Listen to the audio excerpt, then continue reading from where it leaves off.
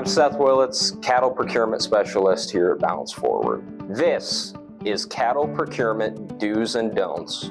Don't try and buy value by buying the cheapest cattle that you possibly can. Do be willing to be flexible and adapt your buying plan to ever-changing market dynamics.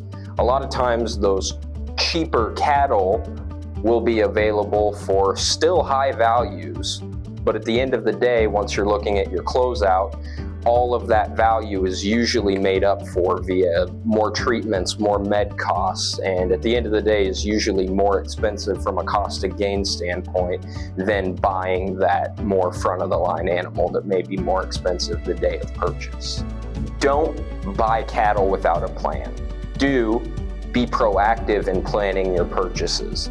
At Balance Forward, we like to take an 18-month view of the cattle market, and part of that is strategizing our buying plan accordingly so that as the time approaches when we are looking to buy cattle or we know that we've planned to buy cattle, we can take a step back and look at the market and determine if that plan is the one that we're going to follow or if we need to flex away from it. But having that visibility so far ahead of time allows us to adapt and be flexible with that plan and doesn't put us in a spot, well, oh, we've got an empty pen, looks like we have to go fill it. Practicing proactivity versus reactive decision making.